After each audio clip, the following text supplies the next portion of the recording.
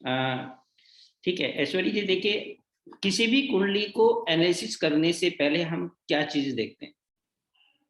जब भी कोई चार्ट आपके पास आता है तो उस चार्ट में आप सबसे पहले उसका लग्न देखेंगे। हम दो प्रोमिस की बात करते हैं यहाँ पर, स्टैटिक प्रोमिस और डायनेमिक प्रोमिस। आपकी आवाज गई।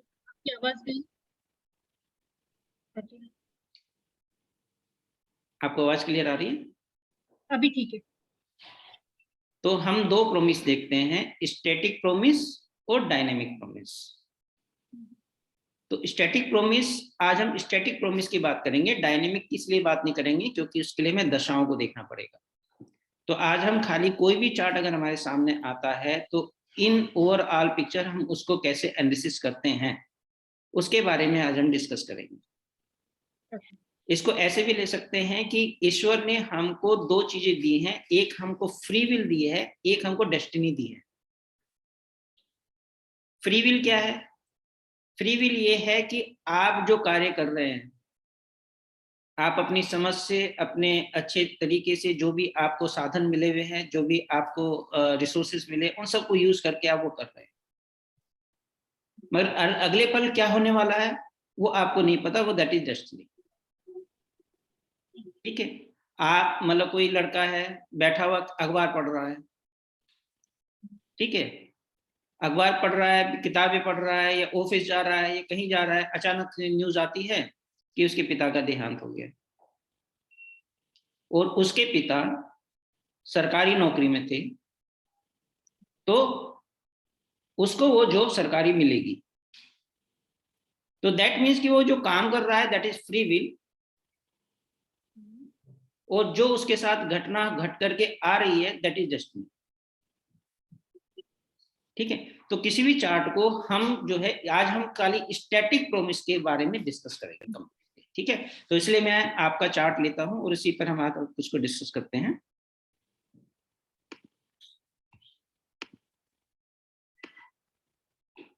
ये चार्ट आपको नजर आ रहा है? अभी नहीं है, अभी आएगा। हाँ, तो यहाँ पर देखिए ये चार्ट क्लियर है, मतलब आप ही की डेट ऑफ बर्थ, टाइम वगैरह सब करेक्ट है चार्ट आपका ये? Yes, correct. ठीक है, तो जैसे मैंने बोला कि किसी भी चार्ट को डिस्कस करने से पहले हम सबसे पहले उसके लगन को देखेंगे। तो लग्न कौन सा है आपका? टोरस लगन है। तो टोरस लगन मतलब वृषभ लगन। इसका सिंबल जानते हैं क्या होता है? बुल। बुल। बुल क्या काम करता है? बेल। बैल। बेल जैसे। बैल हाँ। पे एक कहावत है, हम्म। आ बैल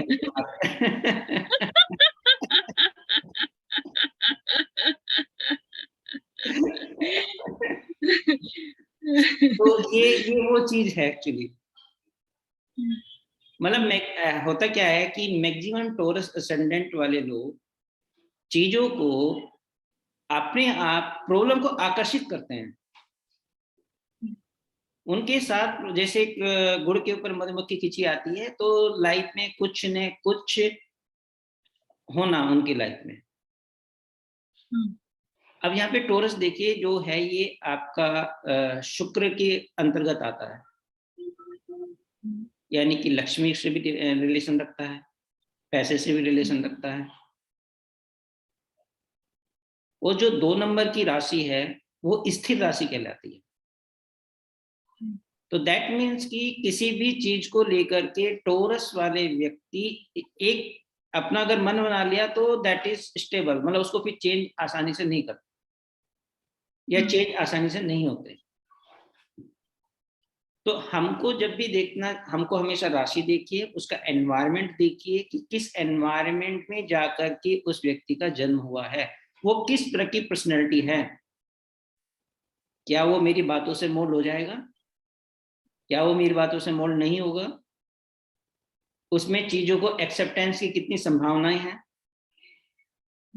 कितनी नहीं है, उसके ऊपर किसका इम्पैक्ट आ रहा है। अब 2 नंबर की जो राशि होती है वो साउथ की होती है। ठीक है, तो यानी कि ये क्लियर है कि ऐसे लोगों को ऐसे लोगों का जो भविष्य है वो अपने जन्म स्थान से साउथ की तरफ को बनेगा।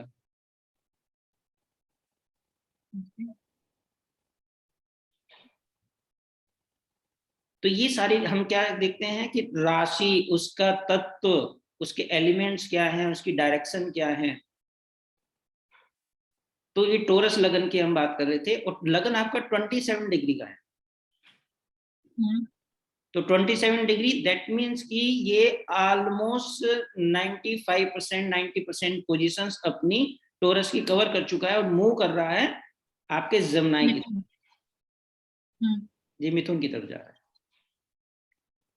तो कुछ ना कुछ तो हम मिथुन को भी काउंट करते हैं, फिर उसमें मिथुन की पर्सनालिटीज भी काउंट करेंगे। यस, कुछ पर्सनैलिटी, कुछ एट्रीब्यूट उसमें मिथुन के भी आएंगे। 25 डिग्री क्रॉस करने के बाद जो है लग्न जो है वो मिथुन राशि की तरफ अग्रसर कर रहा है। ओके। तो हम उसके कुछ एट्रीब्यूट मिथुन के भी लेंगे उसमें। परंतु अभी हम स्टैटिक प्रॉमिस की बात कर रहे हैं, वो बहुत डीप में चला जाएगा, हम कैसे लेते हैं उसको, क्योंकि उसके अंदर हम नक्षत्र लेते हैं, उन नक्षत्रों का डिवीजन लेते हैं, ठीक है, वो फिर ज्यादा डीप में आ जाएगा। अभी खाली हम ओवरऑल एसबीसी के हिसाब से, जी एसबीसी के हिसाब से करते हैं वो। हाँ जी सर्वातोभाद्र चक्र। जी जी। तो यहाँ पर देखिए लग्न में कौन बैठे हुए हैं, चंद्रमा बैठे हुए हैं। तो इसका मतलब क्या हुआ, आप इसको ऐसे मान के चलिए कि एक घर खाली है, वहां पर कोई दूसरे घर का व्यक्ति आकर के अपना कब्जा जमाए। लगन का लॉर्ड शुक्र बनते हैं पर वो अपने घर में नहीं है, वहां पर कौन आ गए, चंद्रमा आ गए। तो यानी कि इस घर पर सबसे ज्यादा अधिकार किसका है, शुक्र का है कि चंद्रमा पर, चंद्रमा का है, चंद्रमा का है, ठीक है। तो लोग अगर ये कहते हैं कि नहीं दिस इज गवर्न्ड बाय शुक्र, नहीं this is governed bye moon, तो यहां पर मैक्सिमम इंपैक्ट चंद्रमा का है। और चंद्रमा जो है वो चंचल राशि है, और चूंकि फर्स्ट हाउस जो पर्सनैलिटी को गवर्न करता है, ठीक है, इसलिए चांद सा चेहरा, गोल चेहरा, ठीक है, या चंद्रमा की जो एट्रीब्यूट है मातृत्व का गुण होना, ऐसे व्यक्ति के पास कोई अपनी समस्या लेकर के आता है तो वो क्या करता है, उनको काउंसलिंग करता है, उनको ढाढ़स बनाता है, अच्छी चीजों की बातें करता है, क्योंकि चंद्रमा के ऐसे लोगों के पास आकर के लोग शीतलता महसूस करते हैं। तो हम लगन, जैसे हमने पहले देखा कि हम लगन लॉर्ड के हिसाब से कर रहे थे, मतलब लगन 2 है तो वृषभ राशि है, तो वृषभ राशि के हिसाब से कर रहे थे। तो वृषभ राशि जो राशि है उसके हिसाब से, plus the planet which is sitting there together will form the personality. Yes, okay, वो पर्सनालिटी आपकी बनाएगी।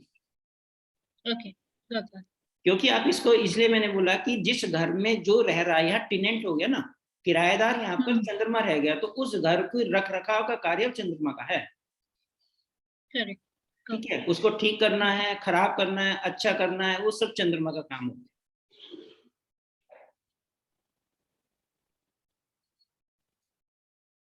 और साथ में क्या है, देखिए यहाँ पे चंद्रमा जो है टोरस राशि में बैठ गए हैं, तो चंद्रमा जो है वो पानी भी है,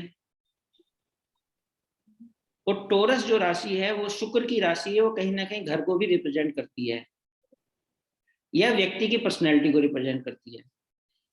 तो दोनों केसेस में आप ये देखिएगा कि ऐसे व्यक्ति जब भी अमावस्या पूर्णिमा आता है उनके भाव में बहुत उतार चढ़ाव आता है, इमोशनल डिस्टरबेंस काफी होता है उस दौरान पर, अमावस्या और पूर्णिमा के आसपास। वो चंद्रमा जल है इसलिए आप बोल रहे हैं, राइट? हाँ, चंद्रमा चूंकि 70% बॉडी का जल है, आपके बॉडी में जितना जल है वो 70% के आसपास है, और अगर आप देखोगे पूरी पृथ्वी पे भी ऑलमोस्ट उसी के हिसाब से जल है, 70% के हिसाब से जल। आप ये मान के चलिए, एक कोट है, यत पिंडे तत् ब्रह्मांडे, जो पिंड है उसमें उसी ब्रह्मांड के सारे गुण मौजूद हैं। फॉर एग्जाम्पल, आपका जो शरीर है, आपके शरीर में 70% जल है, तो इस पृथ्वी पर भी 70% जल है। आपकी बॉडी में प्रोपोर्शनेट जितना कैल्शियम है, इस पूरी पृथ्वी पर भी उतने कैल्शियम है। जितना मैग्नीशियम है, जितना आयरन है, जितना सोना है, उसी प्रोपोर्शनेट में आपकी बॉडी बनी हुई है। ठीक है, तो यहाँ पर चंद्रमा के, चंद्रमा देखिए किस घर का स्वामी बनता है, ये 3rd हाउस का स्वामी बनता है। तो अब हम यहाँ कैसे लेंगे, अपने बलबूते पे कुछ करना, क्योंकि 3rd एफर्ट्स है, और एफर्ट्स कहाँ चले गए, व्यक्ति में, पर्सनैलिटी में चले गए। कुछ करना है तो मुझे अपने बलबूते पे करना है,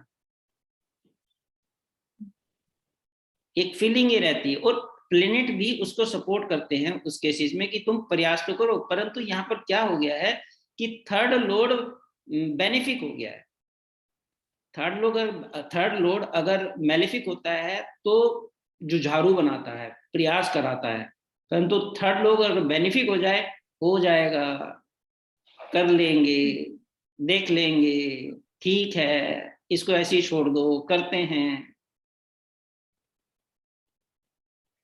तो ये हमें प्लेनेट को मेलेफिक और उसकी बेनिफिक नेचर को भी देखना, बेनिफिक और मेलेफिक नेचर को भी देखना पड़ेगा, क्योंकि मेलेफिक चीजें चीजों के प्रति कार्य करने में प्रॉब्लम क्रिएट करती हैं या उसको एनर्जी को एनहांस करती हैं, और बेनिफिक चीजें उस चीजों को आसानी से करने के लिए कहती हैं। ठीक है, देखो अभी हम खाली लगन पर ही हैं, कितनी सारी चीजें निकल के आ जाती हैं। और यहाँ पर लगन में चंद्रमा जो बैठे हैं, आप इसको ऐसे मान के चलिए, उनके सामने जो घर है वो खाली है, 7वां घर खाली है। तो हम क्या प्रेडिक्ट करेंगे कि इसने 7वें घर पे भी कब्जा कर लिया, क्योंकि 7वें घर में कोई प्लेनेट नहीं है। तो इसलिए इसका ऐसे मान के चलिए, आपके फ्लैट के सामने एक फ्लैट है, खाली है, चाबी आपके पास है उसकी, और आप, चूंकि चाबी क्यों बोला, क्योंकि 7वीं दृष्टि एक हर प्लेनेट को दी गई है। तो यहाँ पर ये हम खाली 7वीं दृष्टि देखते हैं, खाली है तो कब्जा कर लिया, या जैसे जुपिटर और शनि की दूसरी दृष्टियां की, तो उसमें भी हम यही समझते हैं? उसमें भी हम ये समझेंगे, पर अभी यहाँ पर उस पर एक एक करके आऊंगा। तो यहाँ पर चंद्रमा ने अपना पूरा कब्जा जो है इस पे कर लिया, 7वें घर पर, यानी कि उस घर में वो अपना सामान रख सकता है, उस घर में चंद्रमा आ सकता है, जा सकता है, उसके एट्रीब्यूट लेकर के सारे कार्य कर सकता है। तो इसका मतलब क्या हुआ कि पर्सनैलिटी में व्यापार के गुण भी आ गए, पर्सनैलिटी में आपके 7th के जितने भी यूनियन के एस्पेक्ट्स हैं, आपके पर्सनल व्यापार के हैं, ट्रेडिंग के हैं, पार्टनरशिप के हैं, वो सारे गुण जो है चंद्रमा लेकर के अब चल रहा है। तो लोग यहाँ कहेंगे 7वें घर का व्यापार करें, तो 7वें घर पे सबसे ज्यादा कब्जा तो चंद्रमा का है। तो अगर व्यापार करना ही है तो ऐसा कीजिए जो आपके कर्म को चंद्रमा से बांधता हो। ठीक है, अब जैसे चूंकि मुझे नाम से पता है कि आप डॉक्टर हैं, तो हो सकता है कि आप कुछ लिक्विड बेसिस की कुछ काम करते हो।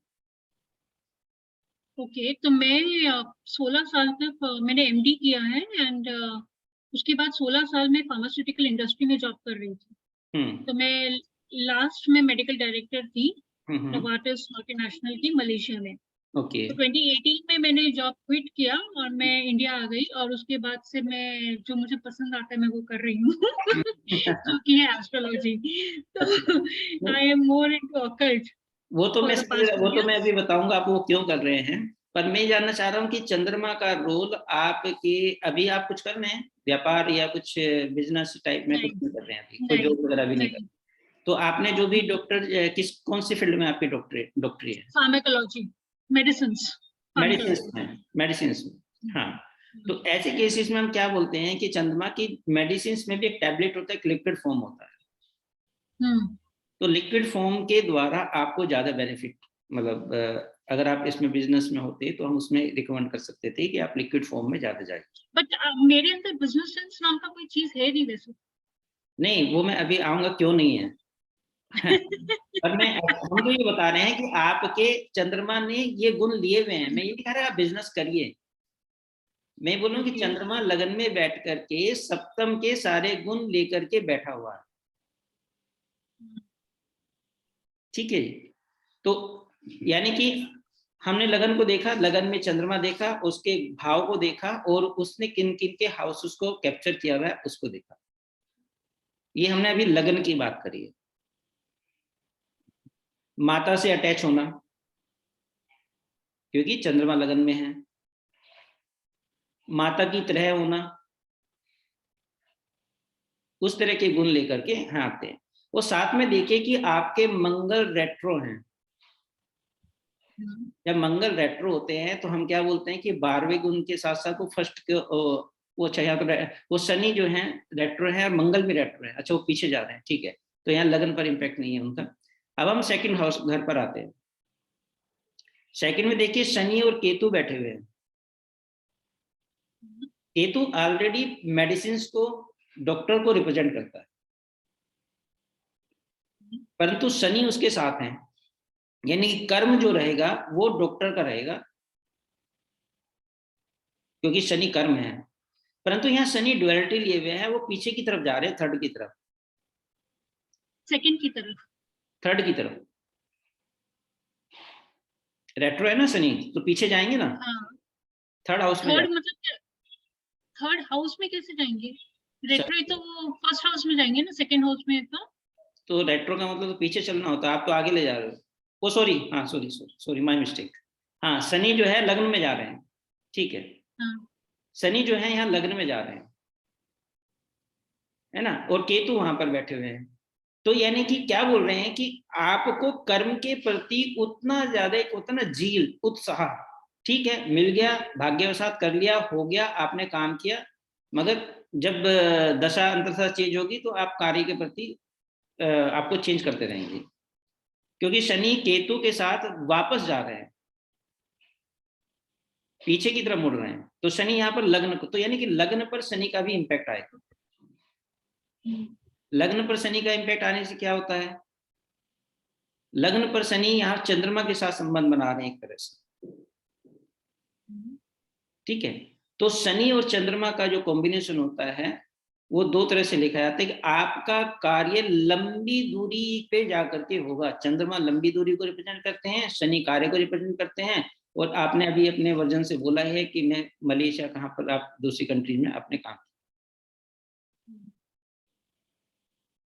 ठीक है। तो ये चंद्रमा और शनि का कॉम्बिनेशन आउट ऑफ कल्चर में जाकर के कार्य को करना, क्योंकि चंद्रमा डिस्टेंस है, वो शनि उसके साथ बैठ गए। लग्न व्यक्ति कहाँ बैठ गए, व्यक्ति पे, तो व्यक्ति को उठा के ले जाएगा। शनि चंद्रमा पंचम में हो तो बच्चे को उठा करके ले जाएगा दूर, शनि चंद्रमा सप्तम में तो पति को दूर कर देगा, तो यहाँ पर आपको दूर कर दिया। तो इस तरह से हम कॉम्बिनेशन को लेते हैं कि शनि चंद्रमा यहाँ पर बैठे थे, अब शनि केतु यहाँ पर आ गए। अब शनि केतु यहाँ पर क्या बोल रहे हैं, अब चूंकि शनि केतु, शनि कर्म है, शनि जहाँ बैठते हैं वहां की वृद्धि करते हैं, तो उन्होंने दूसरे घर की वृद्धि करी। दूसरा घर किसका होता है, दूसरा घर धन का होता है, बैंक बैलेंस का होता है, कुटुंब का होता है, वाणी का होता है, फूड हैबिट्स में चेंजेस का होता है। क्योंकि फूड फूड हो गया तो केतु वहां पर जाकर के जनरली क्या करते हैं, ट्रेडिशनल फूड की तरफ लेके चले जाते हैं, केतु ट्रेडिशनल है। और सेकंड घर में शनि अपने किस किस के भावों को इम्पेक्ट करके चल रहे हैं, आपके 10th हाउस के और 9th हाउस के। और लगन में भी अगर हम देखें तो 10th हाउस के और 9th हाउस के इम्पैक्ट लगन में जा रहे हैं, जो कि एक योग बनता है जिसको विष्णु लक्ष्मी योग बोलते हैं। अगर हम शनि को रेट्रो मानते हैं और उसको फर्स्ट हाउस में लेकर के चलते हैं, तो यानी कि लंबी दूरी का 9th हाउस का स्वामी आपके लगन में जाकर के बैठ गया, और कर्म का स्वामी भी, तो इसको धर्माधिपति कर्माधिपति योग बोलते हैं। धर्म का स्वामी कर्म का स्वामी लगन में जाकर के बैठ गया। बट हम इसको एक्चुअली लगन में बैठा हुआ मानते हैं या हम उसको सेकंड हाउस में ही मानेंगे मेनली हम एनालिसिस के साथ? ना इसको देखिए, हम इसको लगन में 70% बैठा हुआ मानेंगे, क्यों, और ये आपके लिए अच्छा भी है, क्यों, क्योंकि शनि अगर रेट्रो नहीं होता आपके केसेस में,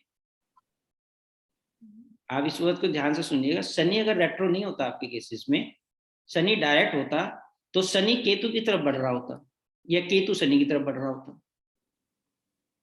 तो यानी कि इस जीवन से कर्म खत्म होना आपकी आयु को कम करना। सीधा ऊपर का टिकट कटता। तो यहाँ पर क्या है, केतु से दूर भाग रहे हैं, केतु से दूर भाग रहे हैं शनि। ठीक है, तो ये एक तरह का इंडिकेशन भी होता है कि आप के लिए रेट्रो होना ठीक है, क्योंकि इसने वहां पे लगन के भी गुण दे दिए वहां पर। तो फिर जिनका भी शनि केतु होगा और अगर शनि रेट्रो नहीं होगा उनकी आयु कम होगी? नहीं नहीं, उसके साथ हमें जुपिटर भी देखना पड़ेगा। मान लो शनि कर्म को तोड़ रहा है, परंतु क्या जुपिटर भी राहु की तरफ भाग रहा है? ओके। वो अलग कंसेप्ट है। अच्छा, यहाँ देखिए शनि चूंकि लगन में, क्यों बोला कि लगन में, क्यों मैंने अभी आपकी कुंडली, आपका ये सिस्टम बहुत डिले हो रहा था, तो क्यों बोलते, क्योंकि शनि रेट्रो होने से, लगन में होने से लग्न को चीजें देरी से कराता है। शनि जब लगन में बैठ जाता है तो चीजें व्यक्ति के लिए देरी से करना, मतलब डिले करना, आलसीपना करना। हाँ जी, हाँ जी, हाँ, गजब आलसी। हाँ। तो ये सारी चीजें शनि, चूंकि 70% रिजल्ट वो लगन में बैठ करके उसको कर रहे हैं, वो साथ में चंद्रमा उसको आगे। परंतु शनि चंद्रमा तभी आलसी बनाते हैं अगर आपने मूवमेंट नहीं रखा, क्योंकि शनि मूवमेंट, वो चंद्रमा मूवमेंट के कारक हैं, वो शनि आपके कर्म के कारक हैं। तो मूवमेंट रखेंगे तो शनि चंद्रमा एक्टिव रहेंगे। अगर आपने नहीं, तो क्या होगा, शनि पूरा प्रभाव डालेंगे आलसीपन का मूवमेंट में, चंद्रमा मूवमेंट एब्सोल्युटली है। राइट एक्चुअली, या हम्म, क्योंकि 16 साल मैंने बहुत ट्रैवलिंग की है मेरे हाँ जॉब में ना, मेरी जॉब हाँ में बहुत ट्रैवलिंग की है, almost 12-15 days in a month I used to travel. हाँ। तो and I was very very active. Hmm तो यू राइट, तब आलसीपना नहीं था, अब हम्म, आलसीपना है क्योंकि हाँ अभी ट्रैवलिंग बंद हो गई हाँ। है। ट्रेवलिंग बंद हो गई है तो एफर्ट्स भी बंद हो गए, क्योंकि चार थर्ड हाउस का स्वामी चंद्रमा है, तो आप एफर्ट्स जिस दिन कर लोगे, ट्रेवलिंग ऑटोमेटिकली एक्टिवेट हो जाएगी। ओके। ठीक है, तो अब देखिए यहाँ पर क्या है कि शनि और केतु जो सेकंड घर में बैठे हुए हैं, तो शनि को जैसे मैंने बोला कि ये चीजों को एक जगह पर कट करने की कोशिश करते हैं। तो यानी कि आप कितना भी जोड़ लीजिए पैसे को, शनि जोड़ेंगे केतु खर्च कराएंगे, शनि जोड़ेंगे केतु खर्च कराएंगे। तो ये वाला काम केतु यहाँ पर करते रहते हैं सेकंड हाउस में बैठ करके। और आप जॉब में ही ज्यादा क्यों रहे, आप देखिए आपके लग्न के स्वामी शुक्र बनते हैं, जो जॉब के घर के भी स्वामी बनते ओके okay. हैं। इसलिए वरना लग्न सबसे ज्यादा इंपॉर्टेंट है, आपकी पूरी आधारशिला जो है लग्न से रिप्रेजेंट होती है। आपका लग्न क्या इंडिकेट कर रहा है। अगर आपने डॉक्टरी, फार्माकोलॉजी या मेडिसिन इसमें आप नहीं गए होते, मतलब आप छठे आठवें से संबंध अपने आप का नहीं रखा होता अपने लग्न से, तो आप वाइसी वर्षा होते, मतलब मरीज होते आप। और मैं तो ये भी अभी भी बोलूंगा, आप जॉब छोड़ करके गलती इसलिए कर रहे हैं क्योंकि आपको मरीज की तरफ लेके जा रहा है, आपको मरीज बना रहा है धीरे धीरे। तो कुछ न, मैं भी कहा जॉब कीजिए, मैं कुछ न किसी रूटीन लाइफ में आ जाइए। अब आप देखिए कि इसमें हम लेते हैं मंगल बट को। रूटीन लाइफ बोलते हैं आप, तो medical related he, I mean अगर एस्ट्रोलॉजी में भी ऐसा कुछ हो जाए तो भी इट इज ओके, राइट? हाँ, एस्ट्रोलॉजी में भी, परंतु एस्ट्रोलॉजी में क्या होगा, आप जब मर्जी पढ़ रहे हैं, जब मर्जी आ रहे हैं, अगर एस्ट्रोलॉजी में रूटीन बना लें आप, तो वो आपके लिए अच्छा हो जाएगा। ओके। हाँ, अब क्यों, देखिए अगर मैं एस्ट्रोलॉजी की बात करता हूँ, हम आठवें घर पे चलते हैं आपके, आठवें घर के स्वामी नवम में चले गए। एस्ट्रोलॉजी हायर एजुकेशन की तरफ चला गया, मतलब हायर एजुकेशन किससे लेंगे आप, एस्ट्रोलॉजी से रिलेटेड आप हायर एजुकेशन लेंगे। परंतु जुपिटर वहां नीच के हैं, जो कि आपको हर समय असंतुष्ट रखेंगे। आप कितने भी कोर्स कर लीजिए, क्योंकि एक कहावत जो मैं पिछली कई वीडियो में भी बोल चुका हूं, कि जो प्लेनेट नीच का होता है वो स्क्रैच से शुरुआत करता है और उसका पेट कभी नहीं भरता, वो और चाहिए, अच्छा ये ऐसे ऐसे मल्टीपल चीजें उसको बिल्कुल, क्योंकि पिछले जन्म से वो उन सब चीजों के लेकर के नहीं आया, इस जन्म में उसको सब चीज चाहिए, सब पूरा करना है उसको। तो आप जितना सीखते जाएंगे गुरु आपको उतना ही सिखाता जाएगा एस्ट्रोलॉजी से रिलेटेड। आपकी भूख कभी शांत नहीं होगी। और उच्च का प्लेनेट आप बेस से ही, पिछले जन्म से ही आप उतना बेस लेके आए हैं, आपको 1-2 चैप्टर समझाए, आपने पूरी थ्योरी समझ ली और आपने उसको एग्जैक्ट इंप्लीमेंट करना शुरू कर दिया। तो सीखने पर्पज से गुरु यहाँ पर बहुत अच्छे हो। अब 8वें घर में ही वीनस और राहु बैठे हुए हैं,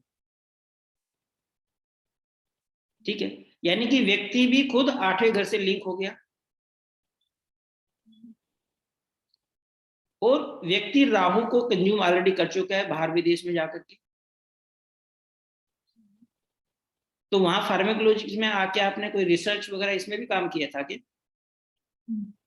हाँ जी, वो इंडिया में थी तभी भी मैं रिसर्च में थी, और वहां पर भी मतलब research was a part of my job. हाँ पार्ट ऑफ द, क्योंकि 8वें घर में लगन लोड बैठ करके Rahu out of India research का काम या अपनी जॉब से रिलेटेड, क्योंकि 6ठे घर के स्वामी भी शुक्र बनते हैं जो कि उसको रिप्रेजेंट करते हैं, ठीक है। तो इस तरह से हम कुंडली को एनालिसिस करते हैं। और 8वें घर में शुक्र राहु का कॉम्बिनेशन सीधा किसको देख रहा है? देखिए शनि को देख रहा है। शुक्र शनि को देख रहे हैं, शनि राहु शुक्र को देख रहे हैं। कितना बढ़िया कॉम्बिनेशन है। कार्य करने से पैसा आना और पैसा भी बड़ा आना, क्योंकि राहु उसके पास साथ में है। और आप ये देखिए कि राहु इनडायरेक्टली 10th लॉर्ड बनते हैं, क्योंकि कुंभ राशि के स्वामी को कुंभ राशि के स्वामी राहु होते हैं। तो 10th लॉर्ड भी आपके 8वें में आकर के बैठ गए, यानी कि आपका कर्म भी रिसर्च से रिलेटेड रहा।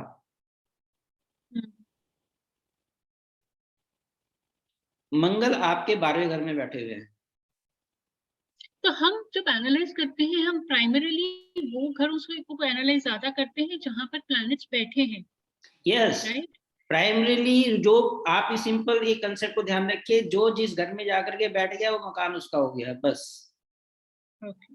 अगर उस मकान में वो व्यक्ति भी बैठा है जिसका मकान है तो और अच्छा, और उन दोनों के बीच मित्रता है तो और भी अच्छा। तो ये प्राइमरी आप अगर दोनों एनिमी है, अगर दोनों एनिमी है तो जो ओनर है उस हाउस का उसकी ज्यादा चलेगी, राइट। वो ज्यादा चलने वाली बात नहीं होगी। वो दोनों इस तरह से होंगे कि कब मैं इसको मारूं कब ये मुझे मारे, दोनों बचे बचे फिरते रहेंगे, एनर्जी दोनों की खत्म होती रहेगी। ओके। ठीक है, आप इसको एज ए ह्यूमन लेकर के चलिए कि दोनों ह्यूमन हैं, वो कहाँ बैठे हैं, मित्र हैं शत्रु हैं, कौन सा एक दूसरे को देख रहा है, उनके एस्पेक्ट्स क्या हैं। आप ऑटोमेटिकली जैसे ह्यूमन बिहेव करते हैं वैसे प्लेनेट बिहेव करते हैं। वो प्राचीन में सबसे पहले क्या है, स्टोरी आती है, बहुत सारी स्टोरी। वो स्टोरी ऐसे नहीं कि वो एक्चुअल में हुई थी, कि चंद्रमा थे, राजा दक्ष थी, 27 पत्नियां थी, तो उनसे सबसे विवाह किया। तो इसलिए क्योंकि हमें नक्षत्र पढ़ाने के लिए वो स्टोरी बताना जरूरी है। चंद्रमा को इक्शिन क्यों हुआ, फिर उसको शिव जी का आशीर्वाद मिला तो उसे मतलब कैसे उसके इक्शिनता वापस आई, वो पूरा माध्यम बना हुआ है। राहु चंद्र जुपिटर जो बुध जो है चंद्रमा से क्यों शत्रुता रखते हैं, वो पिछली वीडियो में मैंने बताया था। तो ये सारी चीजें जब तक हमको नहीं आएंगी तब तक हम इम्प्लीमेंट नहीं कर पाएंगे कि नीच का प्लेनेट क्या करता है, उच्च का प्लेनेट क्या करता है, वक्री प्लेनेट क्या करता है। अब जैसे आपके प्लेट में, आपके कुंडली में 3 प्लेनेट वक्री हैं, तो तीनों में ड्युअलिटी ली हुई है। वक्री का मतलब होता है ड्युअलिटी लेना, मैं इधर भी हूँ उधर भी हूँ, मैं इधर भी हूँ मैं उधर भी हूँ, मैं इधर भी हूँ उधर भी हूँ, मैं दोनों की गुण लेकर के चलूं। अब मंगल आपके उच्च के हैं, वो मूल त्रिकोण के हैं, लगन में बैठ, वो 12वें घर में, तो मांगलिक बना दिया आपको। मांगलिक का पर्पस क्या होता है, कभी आपने देखा है? मांगलिक का पर्पस होता है कि मंगल क्या योद्धा है। अगर आप मान लो खुद एक क्षत्रिय हैं और आप किसी युद्ध में गए हैं, तो आप क्या चाहोगे? मैं जीतना चाहोगे कि आप हारना चाहोगे? जीतना चाहोगे ना। वो मंगल का गुण है। मंगल जहां बैठ जाता है, जहां को देख लेता है, उसको ये नहीं मालूम है कि ये मोरली सही है या नहीं है, मुझे इस पे जीत हासिल करनी है। मंगल अपनी सप्तम दृष्टि, अपनी चौथी दृष्टि से तीसरे घर को देख रहा है, या अगर हम मंगल को वक्री करते हैं तो वहां से दूसरे घर को देख रहा है। और सेम वे मंगल यहां से सप्तम से छठे घर को देख रहा है, और आठवें को देख, सातवें को देख रहा है।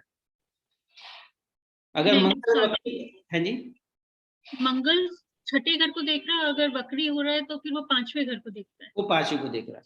तो यानी जिन जिन पर दृष्टि डाल रहा है उनके प्रति अगर उस व्यक्ति ने आपका विरोध करना शुरू किया, आपको गुस्सा आना शुरू हो जाएगा, या तो वो भी सेम पावर से आपका विरोध करे, तब आप शांत हो जाओगे। अगर मैं मंगल को वक्री मान करके पीछे वाले घर में लेता हूं, बच्चे, पहला बच्चा अगर आपके विरुद्ध आवाज उठाएगा या आपकी बात नहीं मानेगा, आपको गुस्सा आना शुरू हो जाएगा। अनमैरिड हूँ मैं। हैं जी? मैं अनमैरिड हूँ। अच्छा, I am sorry, not married. Okay, sorry. तो ये देखिए ना, ये सप्तम पे दृष्टि डाल रहा है ना मंगल। तो ये कहीं ना कहीं इसका कारण बना हुआ है। अच्छा, तो कि आठवें, देखिए यहाँ पर क्या हुआ कि पति के घर के स्वामी 12वें घर में चले गए, जिसको हम 6-8 का संबंध बोलते हैं। मतलब होते तो भी फटाक से ऊपर चले जाते हैं ऐसा। नहीं चले जाते, मतलब चूंकि मंगल अपने घर को देख रहे हैं, वो तो नहीं करते। पर हाँ, ये है कि इस बेसिस में अगर वो मांगलिक नहीं होते तो तब प्रॉब्लम है। तो प्रॉब्लम थी, क्योंकि एक्चुअली एक फाइटर को फाइटर की जरूरत होती है। अगर वो फाइटर नहीं मिला तो ये मान के चलिए, जैसे सपोज करो मैं बहुत फाइटर हूँ, बहुत अच्छा, और सामने वाला कह मैं लड़ने के लिए तैयार हूँ, मगर आकर के उसने हथियार डाल दिए, वो मेरा इतना गुस्सा बढ़ेगा, उसे गर्दन काट दूंगा।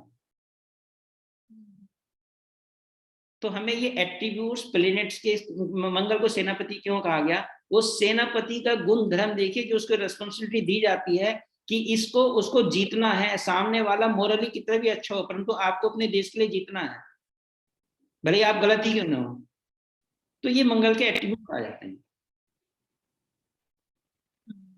इसी तरह से आपके मरकरी में ड्युअलिटी आ गई है आपके। अब देखिए कितनी अच्छी बात है, नीच का सूर्य होने के कारण छठे में बैठ गया, छठे, आठवें और तीसरे, छठे और आठवें और 12वें में नीच का प्लेनेट शुभ फल प्रदान करता है। तो यहाँ पर सूर्य नीच के अच्छा हुआ कि छठे घर में ही आए। बस यहाँ पर ये क्या है कि कंपटीशन में थोड़ी प्रॉब्लम करते हैं, शत्रु को हानि करते हैं। शत्रु को हानि करते हैं या? हाँ, शत्रु की हानि करते हैं, शत्रु बनने ही नहीं देते हैं। नीच का प्लेनेट बेसिकली उस घर से रिलेटेड नीचता कर देगा ना, या कोई ऐसा शत्रु होगा जो कि आपके सामने तो कुछ नहीं कर पाएगा, पीछे पीछे कुछ ना कुछ करने की कोशिश करेगा। नीचता किसको बोलते हैं? अरे सामने तो आ पहले, तब तो बात करें। नीच वाला थोड़ी सामने आएगा। ठीक है, इसीलिए आपका छठा घर ज्यादा शुभ हो गया था, क्योंकि जॉब आपने बड़ी अच्छी करी हुई।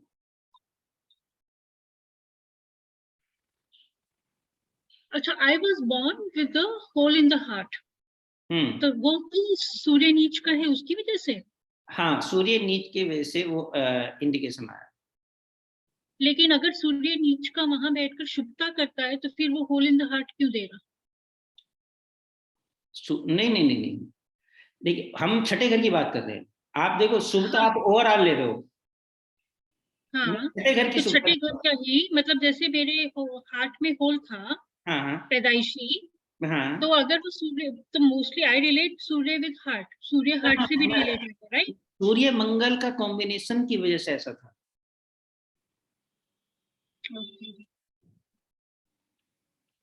ठीक है, वो उसकी वजह से नहीं था, अकेले सूर्य की वजह से नहीं था वो। हम्म, तो मल्टीपल चीजों को एक्चुअली हम लेकर के चलते हैं उसमें। इंटरेस्टिंग। तो ये अब इसी तरह से आप देखोगे जुपिटर जो बैठे हैं, उन्होंने थर्ड हाउस के पूरे गुण लिए हुए हैं अपने पास।